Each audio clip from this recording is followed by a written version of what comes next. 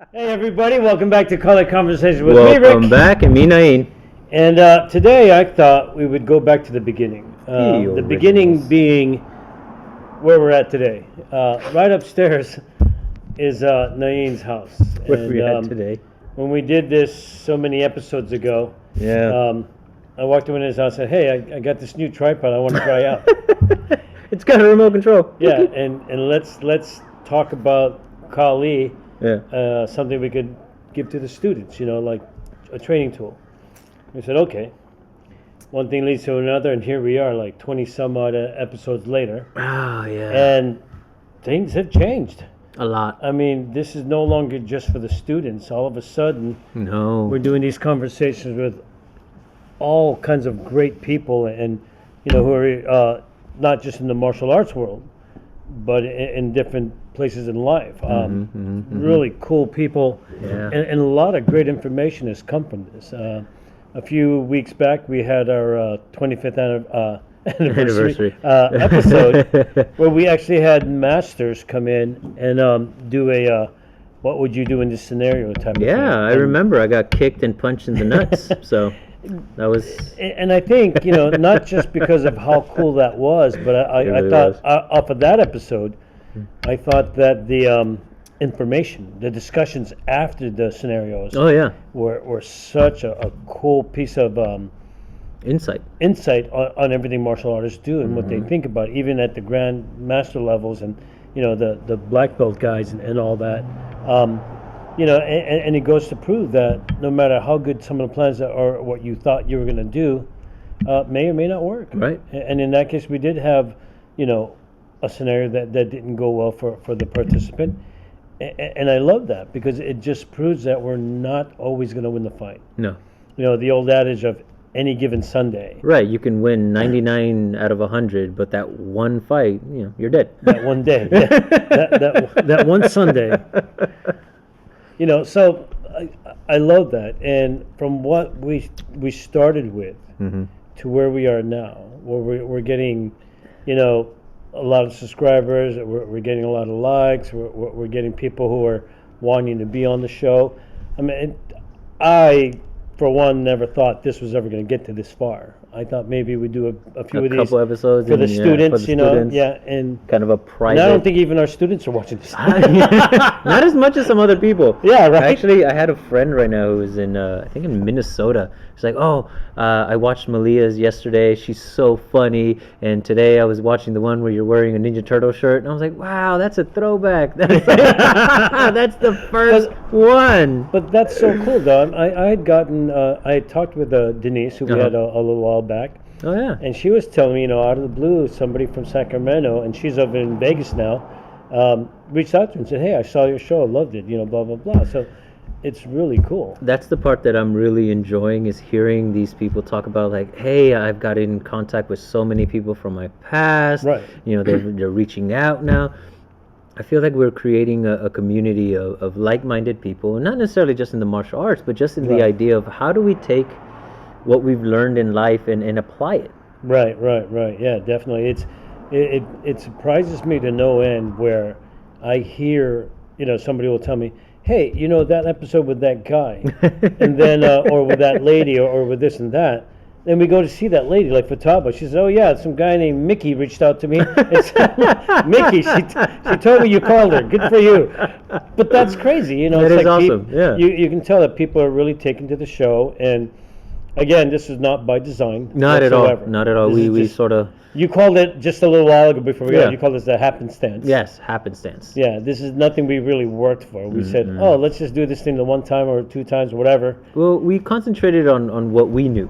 Right. And this is what we know. We know, well, one, we know how to talk. It's kind of a gift we both have. We can BS to no end. It's a curse, okay? Curse. And we know our Kali or our form on what we do. But Right. to realize that there are so many people out there that are both striving to reach a point where it is cerebral, their process, or people who have already surpassed the cerebral part and then are these grandmasters. And it's like, yeah, no, that's right. That's where your mind should be. Right. Now, It's such a have validation. you noticed that the people that we've had on here, aren't trying to show us techniques. No. They aren't trying to show us, right punch, left punch, but blah, blah, blah. Rather, they're giving ideas and more about how they see things and how things happen to them in their lives that got them to be the way they were. Right, yeah, their interpretation of those ideas. Yeah, and to me, those are such valuable lessons within themselves that say, it's not so much about the physical things that we always say. It's more about how you perceive them and how you apply them to what you need to do for you. Because I almost expected when we started doing the segments where we showed off what people did, I expected people to show techniques. Yeah. And they didn't. And, they were going to go 1, 2, 3. And instead, they talked about concepts. Just off the top of my head, Rebecca. Yeah. Her going back to what she showed us, what she learned in high school in this 2-week course. 15 years old. Yeah, 15 years old, 2-week course that I think she missed one of the weeks. Right. And that's the stuff that stuck and came back with just more force. And what was the stuff she taught you? The stuff that she learned that many years ago. Exactly. 10 years ago. Get away. And it was the idea of getting away. It wasn't so much, you do this, this, and this. No, these are the things you could do to get away. But the main point was, get out of that situation. And I was like, wow. And then, surprisingly, when she was put in that situation during the 25th episode, yes, the things that came out, and she she totally admits, she goes, I haven't been training for a year, but this is what came up. Yeah. Now we know why we need to practice all the time. So that I think that was one of the greatest highlights of that episode, was the fact that on camera she just admitted, I have no idea what I did. Yeah, and she even said in the beginning, I don't even know what I'm gonna do. Right. She was just totally oblivious to what, and then when she got there, it just happened. Yeah, and the fear and the anxiety and all those things that she said she had. She was like, I'm so uncomfortable. Cool. I don't like being right here. So she did everything she could and knew how to do to get out of it. And it looked clean. It was beautiful. It really got you on your ass. I know. I did not see that knee coming at all. When she spun around, I was trying to regain my balance, and I took a knee to the ribs. I'm like, ooh! I think you caught my face. Oh yeah, we got that. I even wanted to do slow-mo. But and even somebody like Mickey, when he got up there and he did his things, the intent that he brings to it, even though it is just a training thing or just something that we were doing, that to him it was real. Yeah.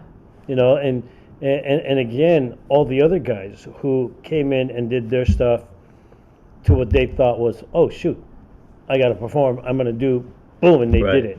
I mean, to see Master Green take you down and without even sweating.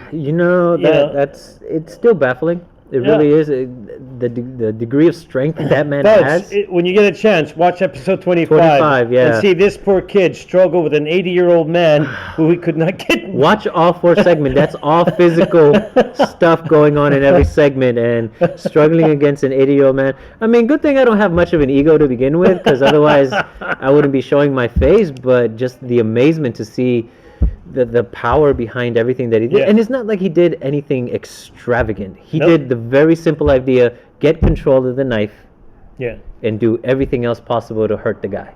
That's it. And that's all he did, but he did it in such a calm, strong demeanor. I would have never thought he was 80 years old taking you down the way he did. I think that's why we have to keep emphasizing 80 years old. But even though he got you to the ground, he never went to the ground.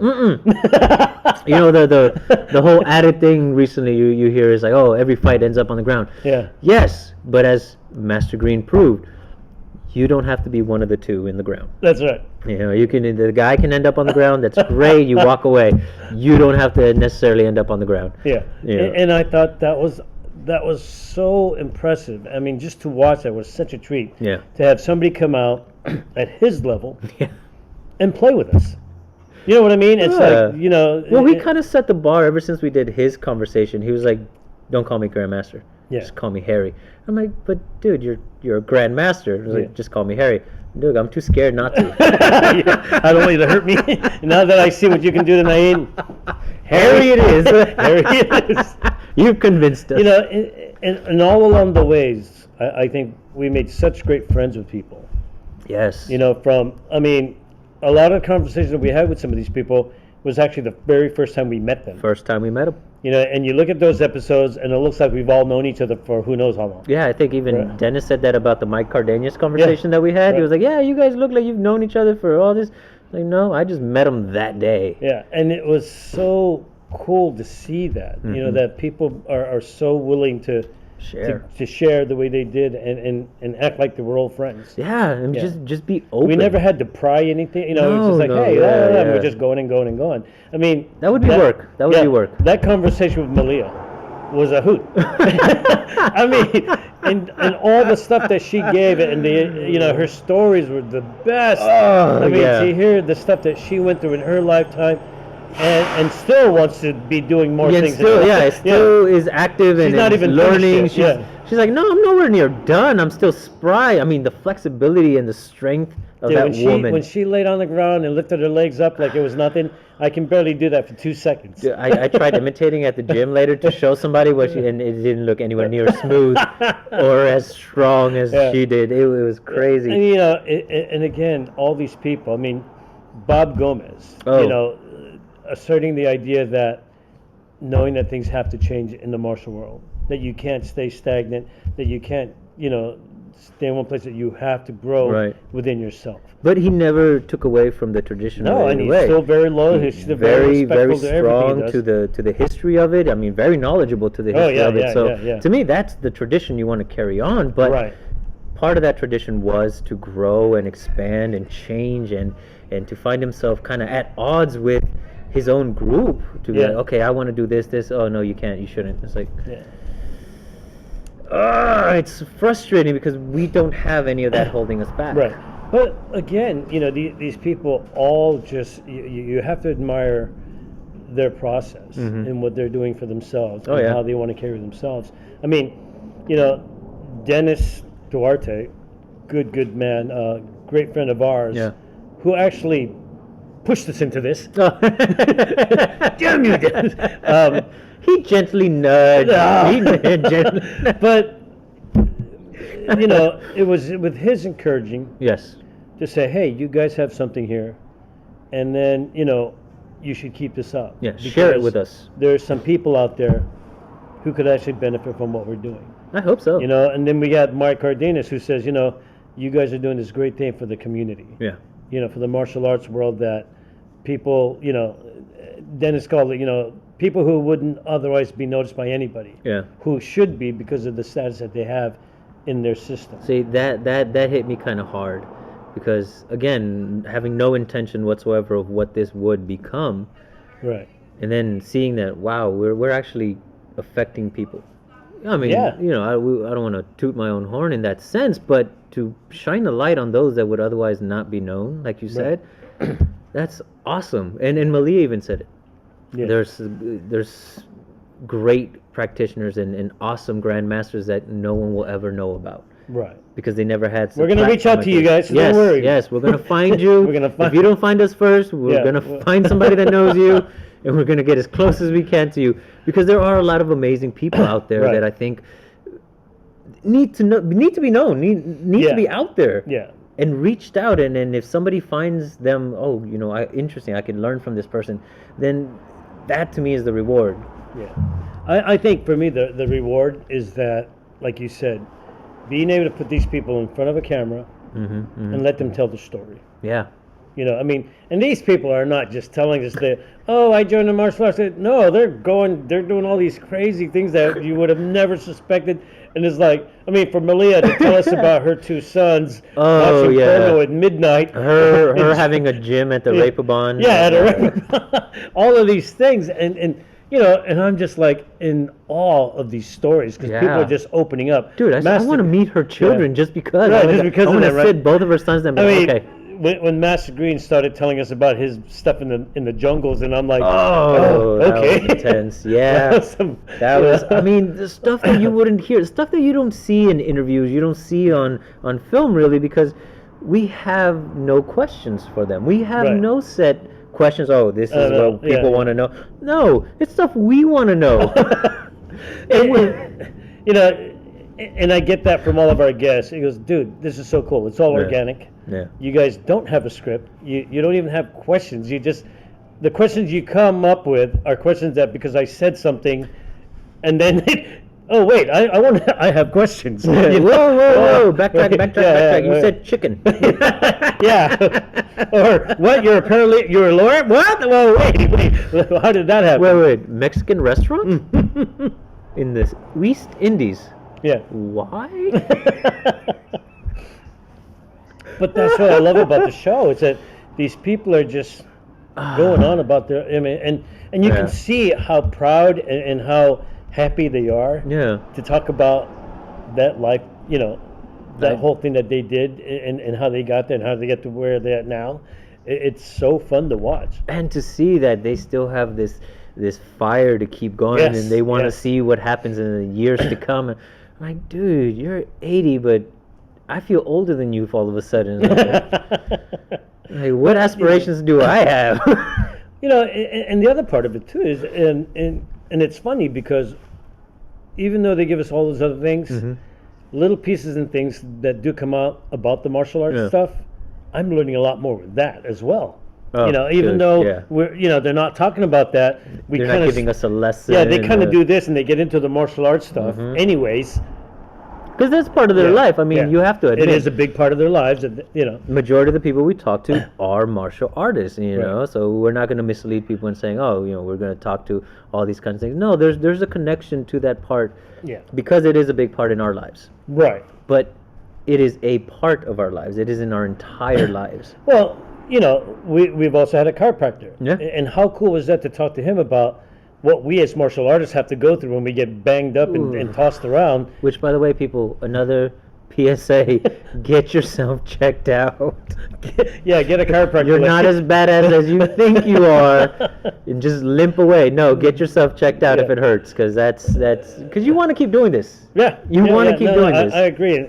And me, Mr. Banged Up. Man, you are the poster child of banged up. Yeah, I swear. Definitely go check on that. Go have yourself checked out. I actually just went the other day. Yeah, and then the nutritionist giving us the insight, because we practice and we heal our outside, but on the inside, going on the inside, right? That's the engine that keeps you running. Yeah. And it's so cool to hear all these things. Like I said, we're learning so much that we would never have otherwise learned about. No. Just listening to these people talk about what they do. And you have to rewatch it again, because you catch something one time and then you go back and you're like, they said something.